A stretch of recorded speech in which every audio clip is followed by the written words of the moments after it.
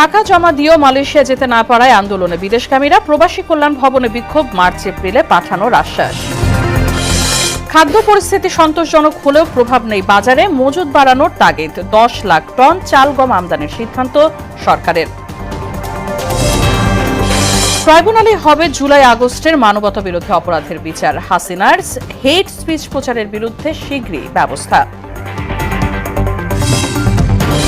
এবং স্থানীয় সরকারের আগে জাতীয় নির্বাচন চায় কমিশন। ফ্যাসিস্ট আওয়ামী লীগের সঙ্গে নির্বাচনে অংশ নেবে না বিএনপি।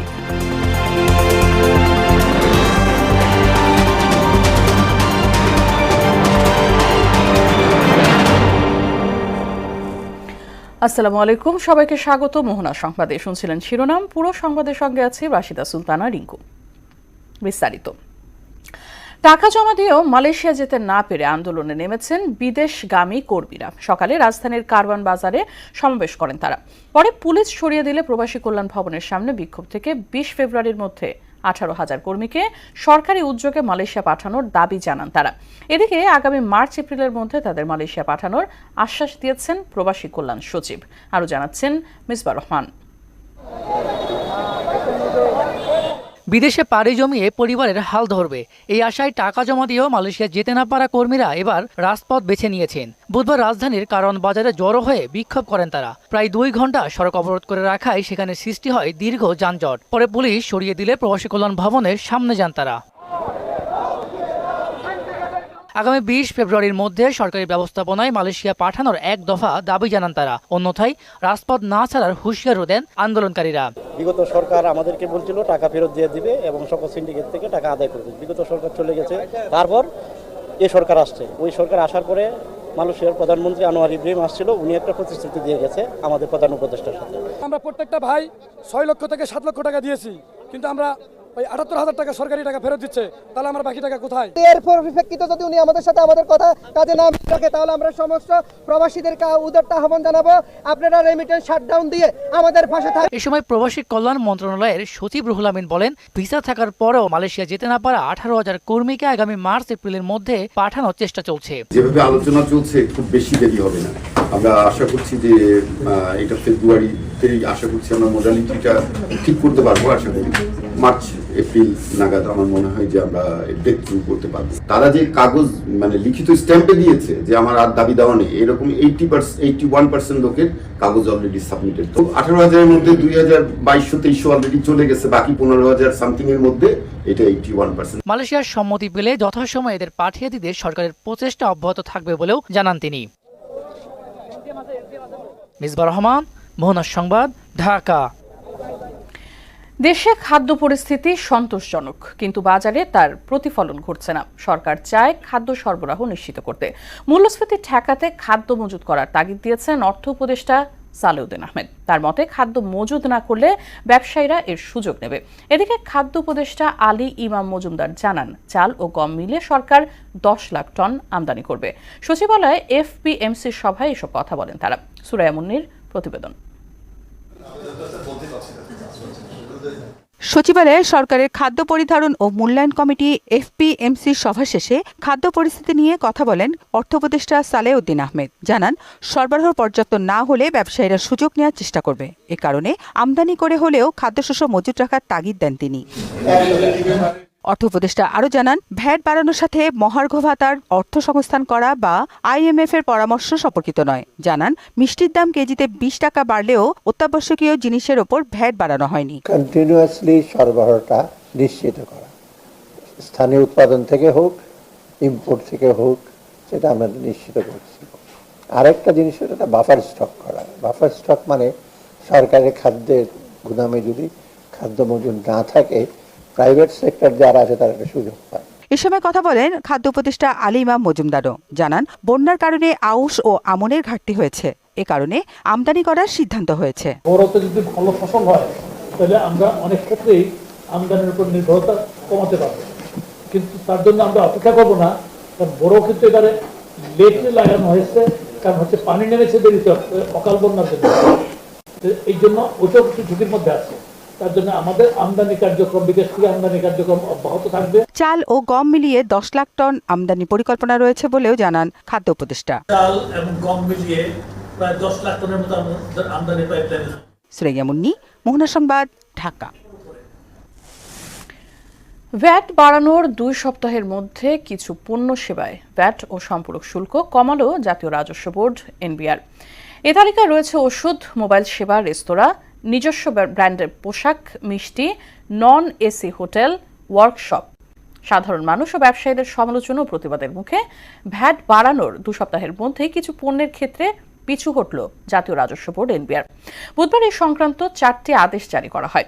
এনবিআরে পাঠানো সংবাদ বিজ্ঞপ্তিতে বলা হয়, এতে এসব পণ্য ও সেবায় দাম বাড়বে না। 2024-25 অর্থ বছরের মাঝপথে এসে আন্তর্জাতিক মুদ্রা তহবিলের শর্ত পূরণে 9 জানুয়ারি এক অধ্যাদেশের মাধ্যমে শতাধিক পণ্য ও সেবায় ভ্যাট শুল্ক বাড়ানো হয়। আন্তর্জাতিক অপরাধ ট্রাইব্যুনালে জুলাই-আগস্টে সংগঠিত মানবতা বিরোধী অপরাধের বিচার করা হবে, জানিয়েছেন চিফ প্রসিকিউটর তাজুল ইসলাম। ট্রাইব্যুনালের চেয়ারম্যান বিচারপতি মোহাম্মদ গোলাম মুর্তজা মজুমদারের নেতৃত্বে 3 সদস্যের ট্রাইব্যুনাল দুপুরে এই আদেশ দেন। এ সময় ট্রাইব্যুনালের আদেশ সত্ত্বেও শেখ হাসিনার হেট স্পিচ অনলাইনে প্রচারের বিষয়ে শীঘ্রই ব্যবস্থা নেওয়ার কথা জানান তাজুল ইসলাম। বিস্তারিত জানাচ্ছেন কাজী বাপু। 1971 সালে মহান মুক্তিযুদ্ধের সংঘটিত মানবতা বিরোধী অপরাধের বিচারের জন্য গঠিত ট্রাইব্যুনালে 2024 সালের জুলাই-আগস্ট হত্যা, গণহত্যা ও গুমের বিচার শুরু হয়েছে। সম্প্রতি এর বৈধতা চ্যালেঞ্জ করে আবেদন করেন সাবেক ন্যাশনাল টেলিকমিউনিকেশন মনিটরিং সেন্টারের সাবেক মহাপরিচালক অবসরপ্রাপ্ত মেজর জেনারেল জিয়াউল আহসানের আইনজীবী। বুধবার এই আবেদন খারিজ করে দেন ট্রাইব্যুনাল। একদিকে তারা বলছেন যে আপনার কোনো ক্ষমতা নাই, আবার শেষে যে বলছেন আমাকে রিলিজ করে দাও। তো যার ক্ষমতা নাই সে কিভাবে রিলিজ করবে? তো এটা আমরা বলেছি যে এই অ্যাপ্লিকেশনটা এটা নট উইদিন দি ফর্ম, এটা অ্যাপ্লিকেশনটা হয় না, আইনের দৃষ্টিতে কোনো অ্যাপ্লিকেশনই হয়। কোর্ট আজকে তাদের এই পিটিশনটা সামারিলি রিজেক্ট করেছেন, খারিজ করে দিয়েছেন। এই আদেশের বিষয়ে চিফ প্রসিকিউটর মোহাম্মদ তাজুল ইসলাম বলেন, ট্রাইব্যুনালের এখতিয়ার ও ট্রাইব্যুনাল আইন সংশোধন করে জারি করা অধ্যাদেশ চ্যালেঞ্জ করতে চাইলে সাংবিধানিক আদালতে যেতে হবে। এই আইনের ব্যাপারে কোনো সাংবিধানিক আদালতে কোনো প্রশ্নই তোলা যাবে না। এই আইনের বিরুদ্ধে যত কিছুই হোক, মৌলিক অধিকার দাবি করে এই আইনে যার বিচার হচ্ছে সেই রকম কোনো ব্যক্তি মৌলিক অধিকার দাবি করে হাইকোর্ট ডিভিশনে বা সাংবিধানিক আদালতে কোনো পিটিশনই করতে পারে না। এছাড়া জুলাই-আগস্টের গণহত্যার বিচার কাজ প্রভাবিত করতে বিদেশে বসে সাবেক প্রধানমন্ত্রী শেখ হাসিনার দেয়া হেট স্পিচ এখনো বিভিন্ন অনলাইনে দেখা যাচ্ছে। উল্লেখ করে এই বিষয়ে শীঘ্রই ব্যবস্থা নেওয়ার কথাও জানান তিনি। গণমাধ্যম কর্মীদের কাছে অনুরোধ করব যে এই ঘৃণাসূচক বক্তব্য যেটা বিচার প্রক্রিয়াকে প্রভাবিত করার জন্য করা হবে, সেগুলোর প্রচারে যেন আপনাদের পক্ষ থেকে কোনো এটাকে ফ্যাসিলিটেট করা না হয়। এদিকে রায়ের পরও একই সুরে কথা বলেন জিয়াউল আহসানের আইনজীবীরা। এই আইনটাই তৈরি হয়েছে যুদ্ধাপরাধীদের বিচার করার জন্য। কাজী পাপ্পু, মোহনা সংবাদ, ঢাকা।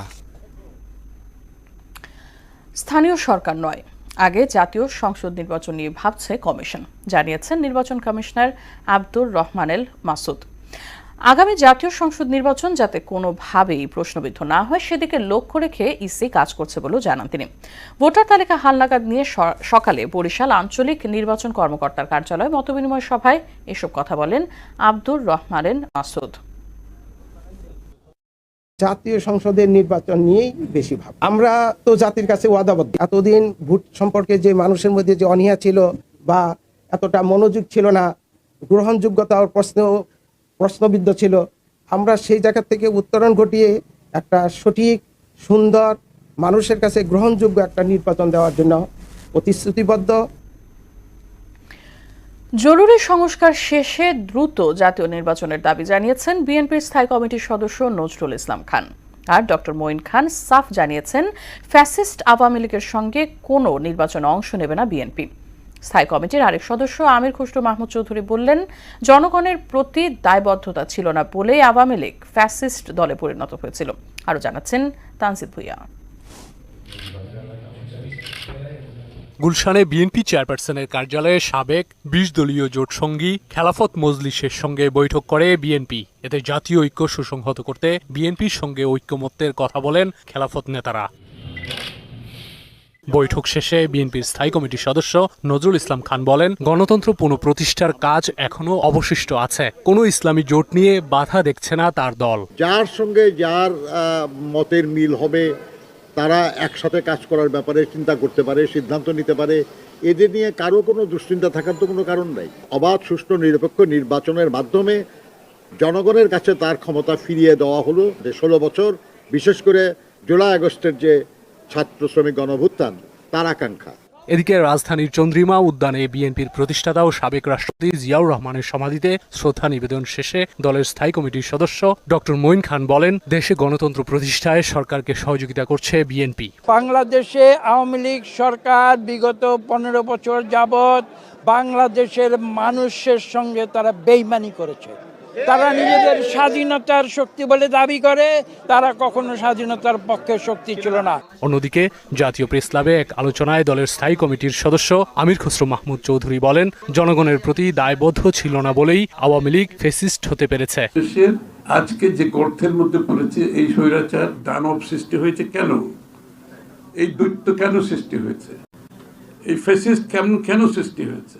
কারণ তারা জনগণের কাছে দায়বদ্ধ ছিল না।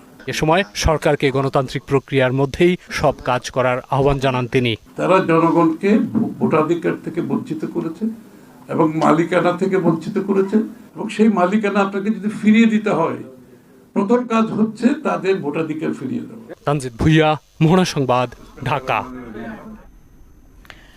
জুলাই শহীদ স্মৃতি ফাউন্ডেশনের দায়িত্ব থেকে সরে দাঁড়ালেন বৈষম্য বিরোধী ছাত্র আন্দোলনের অন্যতম সমন্বয়ক সার্জিস আলম। নিজের ফেসবুক প্রোফাইলে দেয়া এক পোস্টে এই তথ্য জানান তিনি। বলেন, ফাউন্ডেশনের গঠনতন্ত্র, কাঠামো ও কাজের প্রক্রিয়াতে পরিবর্তন আনা হয়েছে। এক্সিকিউটিভ কমিটি পুরো অফিসের সার্বিক বিষয় পরিচালনা করবে। সাধারণ সম্পাদক নামে কোনো পদ এখন আর নেই। ছাত্র সংসদ নিয়ে যখন দেশের বেশিরভাগ বিশ্ববিদ্যালয়ের শিক্ষার্থীরা সোচ্চার, সেই সময় বাংলাদেশ প্রকৌশল বিশ্ববিদ্যালয় বুয়েট শিক্ষার্থীরা বলছেন ভিন্ন কথা।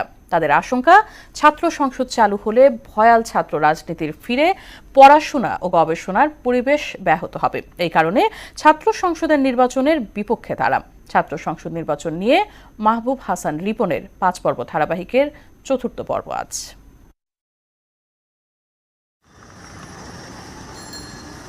1962 সালে বাংলাদেশ প্রকৌশল বিশ্ববিদ্যালয় ছাত্র সংসদ ইকসু প্রতিষ্ঠা পদ থেকে এখন পর্যন্ত মোট 21 বার কমিটি হয়েছে। সবশেষ ইকসু নির্বাচন হয় 2001 সালে। তবে বিশ্ববিদ্যালয়টিতে ছাত্র রাজনীতির গতিপথ বদলে যায় 2019 সালে আবরার ফাহাদ হত্যাকাণ্ডের পর। 2019 সালের 11 অক্টোবর একটি জরুরি বিজ্ঞপ্তি জারি করে ক্যাম্পাসের সাংগঠনিক ছাত্র রাজনীতি নিষিদ্ধ করে বুয়েট কর্তৃপক্ষ। এরপর বিভিন্ন সময় ছাত্রলীগের কিছু নেতাকর্মী ক্যাম্পাসে রাজনৈতিক কার্যক্রম চালানোর চেষ্টা করলেও সাধারণ শিক্ষার্থীদের প্রতিবাদের মুখে পিছু হটতে বাধ্য হয় তারা। আমরা আবরার ফাহাদ ভাইয়ের রক্ত বৃথা যেতে দিব না। গেল 5 আগস্ট পরবর্তী প্রেক্ষাপটে পাবলিক বিশ্ববিদ্যালয়গুলোতে শিক্ষার্থীরা ছাত্র সংসদ নির্বাচনের দাবি জানালেও ব্যতিক্রম বুয়েট। ক্যাম্পাসে কোনোভাবেই কোনো রকম রাজনীতি চাচ্ছি না, কারণ ইকসু যদি আসে কোনোভাবে, তো সেখান থেকে কোনো না কোনোভাবে এক ধরনের ক্ষমতার প্রভাব খাটানো অথবা লেজুরভিত্তিক রাজনীতি আসার একটা সুযোগ থাকে। সিআরবিআর এবং র্যাক ব্যাচের অনেক মানুষদের যে কানেকশনের মাধ্যমে আমরা আমাদের দাবি দাওয়াগুলো প্রশাসনের কাছে পাঠাতে পারতেছি, এবং আমাদের ভরসার একটা প্রতীকী হলো তারা। পড়াশোনার পরিবেশ অবশ্যই আগের থেকে অনেক বেটার হয়েছে, কারণ যদি বলি আমরা আগে এরকম বিভিন্ন লেজুরভিত্তিক ছাত্র রাজনীতির নামে হচ্ছে গিয়ে মিছিল মিটিং করতে হতো শিক্ষার্থীদের, যেটা তো আসলে কোনো শিক্ষার্থীর পক্ষেই আসলে খুব একটা ভালো দিক না। তবে নিজেদের অধিকার রক্ষায় সাধারণ শিক্ষার্থীরা গড়ে তুলেছেন বিশেষ এক ব্যবস্থা, যেখানে শিক্ষার্থীদের ভোটে নির্বাচিত ব্যাচ প্রতিনিধিরা ছাত্রদের অধিকার রক্ষায় প্রশাসনের সাথে যুগপৎভাবে কাজ করে থাকেন। আমরা যারা ফাইনাল ইয়ারে থাকে, র্যাক ব্যাচ বলা হয়, ফাইনাল ইয়ারে প্রত্যেক ডিপার্টমেন্ট থেকে, প্রত্যেক সেকশন থেকে এবং প্রত্যেক হল থেকে আমাদের কিছু প্রতিনিধি নির্বাচন করা হয়। একটা ডিপার্টমেন্টের যারা স্টুডেন্ট আছে তারাই ভোট দিয়ে নিজেদের প্রতিনিধি নির্বাচন করে। এই নির্বাচিত প্রতিনিধিদেরকে নিয়ে একটা রিপ্রেজেন্টেটিভ বডি তৈরি হয়। এই রিপ্রেজেন্টেটিভ বডিটাই হচ্ছে অথরিটির সাথে ডিল করার কাজগুলো করে থাকে। বিভিন্ন রাজনৈতিক দল ছাত্র সংসদ নির্বাচনের দাবি জানালেও এই বিষয়ে চূড়ান্ত সিদ্ধান্ত গ্রহণের অধিকার কেবল বুয়েটে অধ্যয়নরত শিক্ষার্থীদের রয়েছে বলে মনে করেন এই সিনিয়র ব্যাচ প্রতিনিধি। তারা তাদের রাজনৈতিক দলের এজেন্ডা হিসেবে বা চিন্তা হিসেবে তারা এটা দাবি করতেই পারেন, কিন্তু বুয়েটে কি থাকবে কি থাকবে না এই ব্যাপারে আসলে সিদ্ধান্ত নেওয়ার অধিকার আমার মনে হয় সবচেয়ে বেশি বুয়েটের স্টুডেন্টদেরই আছে। ছাত্র সংসদ নির্বাচন নিয়ে বিশ্ববিদ্যালয় প্রশাসনের কেউ ক্যামেরার সামনে কথা বলতে রাজি হননি। এদিকে গত বছরের 28 সেপ্টেম্বর একাডেমিক কাউন্সিলের 503তম সভায় বুয়েট শিক্ষার্থীরা রাজনৈতিক দলের লেজুরবৃত্তি করতে পারবেন না বলে সিদ্ধান্ত নেওয়া হয়। মাহবুব হাসান রিপন, মোহনা সংবাদ, ঢাকা। ইটালি থেকে ঢাকাগামী বিমান বাংলাদেশ এয়ারলাইন্সের BG365 ফ্লাইটটিতে তল্লাশি চালিয়ে বোমা বা বোমা জাতীয় কোনো বস্তুর উপস্থিতি পাওয়া যায়নি বলে জানিয়েছেন সিভিল এভিয়েশন চেয়ারম্যান মঞ্জুর কবির ভূঁইয়া। বিকেলে উদ্ধার অভিযান শেষে ব্রিফিংয়ে তিনি আরও জানান 250 যাত্রী ও 13 ক্রু নিয়ে বিমানটি নিরাপদে অবতরণ করেছে। এ সময় তিনি জানান ভোর 4:37 দিকে হোয়াটসঅ্যাপ ফোন কলের মাধ্যমে এই হামলার তথ্য পান তিনি। টোটাল যাত্রী সংখ্যা ছিল আপনার 250 জন যাত্রী ছিল এয়ারক্রাফটে এবং 13 জন ক্রু ছিল, পাইলট এবং গ্রাউন্ড ক্রু ফ্লাইট ক্রু মিলিয়ে 13 জন ক্রু ছিল। তো আমাদের এখানে আসার পর আমরা সর্বোচ্চ প্রিপারেশন নিই। তো প্রতিটা সংস্থা অত্যন্ত সুন্দরভাবে কাজ করেছে। আমি আজকে এই অপরচুনিটিটা নিব টুডে যে আমি আমাদের এভিয়েশন সিকিউরিটি যারা আছে, আমাদের বিমান বাহিনীর সদস্য যারা আছে, সিভিল এভিয়েশন অন্য যারা আছে, যে অন্যান্য যত অর্গানাইজেশন আছে সবাই কিন্তু অত্যন্ত ভালো কাজ করেছেন। আনুষ্ঠানিকভাবে যাত্রা শুরু করল শরিয়া ভিত্তিক ব্যাংকিং আইডিএলসি ইসলামিক। মঙ্গলবার রাজধানীর একটি 5 তারকা হোটেলে নতুন এই অর্থায়ন উইন্ডোর উদ্বোধন করা হয়। এ সময় বক্তারা বলেন দেশের সবচেয়ে বড় আর্থিক প্রতিষ্ঠান আইডিএলসি ফাইন্যান্স পিএলসি। অনুষ্ঠানে প্রধান অতিথি ছিলেন বাংলাদেশ ব্যাংকের ডেপুটি গভর্নর মোহাম্মদ জাকির হোসেন চৌধুরী। এছাড়াও আইডিএলসি ফাইন্যান্স এর চেয়ারম্যান আজিজ আল মাহমুদ, প্রধান নির্বাহী ও ব্যবস্থাপনা পরিচালক এম জামাল উদ্দিন সহ আইডিএলসি ফাইন্যান্সের ঊর্ধ্বতন কর্মকর্তারা উপস্থিত ছিলেন। দেশের বাইরের খবর। গাজায় যুদ্ধবিরতির পরও মৃত্যুর সারি দীর্ঘ হচ্ছে। ইসরায়েলি হামলা না থাকলেও টানা 15 মাসের আগ্রাসনে প্রাণ হারানো অন্তত 120টি মরদেহ উদ্ধার করা হয়েছে গত 24 ঘন্টায়। এদিকে হামাসের হামলা ঠেকাতে ব্যর্থ হওয়ায় পদত্যাগের ঘোষণা দিয়েছেন ইসরায়েলি সেনাপ্রধান হারজি হাভেলি। অন্যদিকে ডোনাল্ড ট্রাম্পের শান্তি প্রতিশ্রুতির পরেও পাল্টাপাল্টি হামলা চালিয়েছে রাশিয়া ও ইউক্রেন। বিস্তারিত ইশতিয়াক হোসেনের ডেস্ক রিপোর্টে। ফিলিস্তিনের অধিকৃত পশ্চিম তীরের জেনিন শহরে অভিযান চালিয়েছে ইসরায়েলি সামরিক বাহিনী। এতে কমপক্ষে 10 ফিলিস্তিনি নিহত হয়েছেন, আহত হয়েছে 25 জন। এছাড়া যুদ্ধবিরতি চুক্তি কার্যকরের পর গত 2 দিনে গাজায় ধ্বংসস্তূপের নিচ থেকে 120টি পচা গলা মরদেহ উদ্ধার করা হয়েছে। এতে 47,107 উন্নীত হয়েছে প্রাণহানি। 2023 সালের 7 অক্টোবর ফিলিস্তিনি সশস্ত্র গোষ্ঠী হামাসের হামলা ঠেকাতে ব্যর্থ হওয়ার জেরে পদত্যাগের ঘোষণা দিয়েছেন ইসরায়েলের সেনাপ্রধান হারজি হালেভি। আগামী 6 মার্চ থেকে তা কার্যকর হবে। ইসরায়েলি সামরিক বাহিনীর প্রকাশিত এক চিঠির ভিত্তিতে এ তথ্য জানায় রয়টার্স। পরবর্তী সেনাপ্রধান নিয়োগের আগ পর্যন্ত হালেভি দায়িত্ব পালন করবেন। এদিকে নয়া মার্কিন প্রেসিডেন্ট ট্রাম্পের শান্তি প্রতিশ্রুতির পরও রাশিয়া ইউক্রেন যুদ্ধ অব্যাহত রয়েছে। ট্রাম্পের শপথের পরপরই পাল্টাপাল্টি ড্রোন ও ক্ষেপণাস্ত্র হামলা চালায় কিয়েভ ও মস্কো। রাশিয়া বলছে ডোনেৎস্ক অঞ্চলের ভোভকোভ গ্রাম দখল নেওয়ার পাশাপাশি 55টি ইউক্রেনীয় ড্রোন ভূপাতিত করেছে তারা। আর ইউক্রেনের দাবি ভরোনেস অঞ্চলের লিস্কি শহরের কাছে একটি তেল ডিপোতে হামলা চালানো হয়েছে। অন্যদিকে রাশিয়া ইউক্রেন যুদ্ধ বন্ধ করা ট্রাম্প প্রশাসনের অন্যতম লক্ষ্য বলে জানিয়েছেন যুক্তরাষ্ট্রের নতুন পররাষ্ট্রমন্ত্রী মার্কো রুবিও। এ বিষয়ে দ্রুত পদক্ষেপের প্রচেষ্টা চলমান আছে বলেও জানান তিনি। মঙ্গলবার এক সাক্ষাৎকারে তিনি বলেন সংঘাত অবসানে দুপক্ষকেই ছাড় দিতে হবে। ইশতিয়াক হোসেন, মোহনা সংবাদ। তুরস্কের উত্তর পশ্চিমাঞ্চলের বলু প্রদেশের কার্তালকায়া স্কি রিসোর্টে ভয়াবহ অগ্নিকাণ্ডে নিহতের সংখ্যা বেড়ে 76 জনে দাঁড়িয়েছে। গুরুতর দগ্ধ হয়ে হাসপাতালে ভর্তি আরও অর্ধশতাধিক মানুষ। এর আগে স্থানীয় সময় সোমবার রাতে 12 তলা বিশিষ্ট গ্র্যান্ড কার্তাল হোটেলে এই আগুন লাগে। ওই সময় হোটেলের 234 জন অতিথি অবস্থান করছিলেন। আগুন নেভাতে ফায়ার সার্ভিসের 12 ঘন্টা সময় লেগেছে। অবৈধ বোলিং অ্যাকশন সন্দেহে আবারও আলোচনায় চিটাগং কিংসের স্পিনার আলিস আল ইসলাম। আগামী 25 জানুয়ারি মিরপুরে বিসিবি বোলিং অ্যাকশন রিভিউ কমিটির অধীনে পরীক্ষা দিতে হবে এই স্পিনারকে। অবশ্য এই পরীক্ষায় আগে খেলতে কোনো বাধা নেই তার। গেল 19 জানুয়ারি চট্টগ্রামের ফরচুন বরিশালের বিপক্ষে আলিসের বোলিং অ্যাকশন নিয়ে সন্দেহ প্রকাশ করে রিপোর্ট করেছেন আম্পায়াররা। এর আগেও একবার বোলিং অ্যাকশনের কারণে নিষেধাজ্ঞায় পড়েছিলেন আলিস। বিপিএলে 2019 সালে নিজের অভিষেক আসরে তিনি নেমেছিলেন রংপুরের জার্সিতে। সেবারও প্রশ্নবিদ্ধ হয়েছিল তার বোলিং অ্যাকশন। ক্রিকেটের আরও খবর। মালয়েশিয়ায় আইসিসি অনূর্ধ্ব 19 নারী টি20তে বিশ্বকাপের দ্বিতীয় আসরে ইতিহাস গড়ল নাইজেরিয়া। আসরে তৃতীয় দিনে শক্তিশালী নিউজিল্যান্ডকে হারিয়ে দিয়েছে তারা। এতে বিশ্বকাপে নিজেদের ইতিহাসে প্রথম জয় তুলে নিয়েছে নাইজেরিয়ার মেয়েরা। বৃষ্টি বিঘ্নিত ম্যাচ নেমে আসে 13 ওভারে। প্রথমে ব্যাট করে 6 উইকেটে 65 রানের সংগ্রহ পায় নাইজেরিয়া। জবাবে 63 রানেই থেমে যায় নিউজিল্যান্ডের ইনিংস। জয়ের জন্য শেষ ওভারে নিউজিল্যান্ডের দরকার ছিল 9 রান। দুর্দান্ত বোলিং করে নাইজেরিয়ার হয়ে ঐতিহাসিক জয় ছিনিয়ে আনেন লিলিয়ান উদে। এই ছিল সংবাদে। শেষ করার আগে শিরোনামগুলো আরো একবার। টাকা জমা দিয়েও মালয়েশিয়া যেতে না পারায় আন্দোলনে বিদেশগামীরা। প্রবাসী কল্যাণ ভবনে বিক্ষোভ, মার্চ এপ্রিলে পাঠানোর আশ্বাস। খাদ্য পরিস্থিতি সন্তোষজনক হলেও প্রভাব নেই বাজারে। মজুদ বাড়ানোর তাগিদ, 10 লাখ টন চাল গম আমদানির সিদ্ধান্ত সরকারের। ট্রাইব্যুনালের হয়ে জুলাই আগস্টের মানবতা বিরোধী অপরাধের বিচার। হাসিনার হেট স্পিচ প্রচারের বিরুদ্ধে শীঘ্রই ব্যবস্থা। এবং স্থানীয় সরকারের আগে জাতীয় নির্বাচন চায় কমিশন। ফ্যাসিস্ট আওয়ামী লীগের সঙ্গে নির্বাচনে অংশ নেবে না বিএনপি।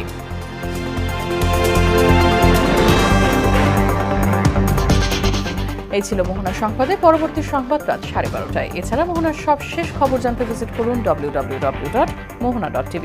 সংবাদ দেখতে পারেন ফেসবুক ও ইউটিউবেও। সঙ্গে থাকার জন্য ধন্যবাদ সবাইকে।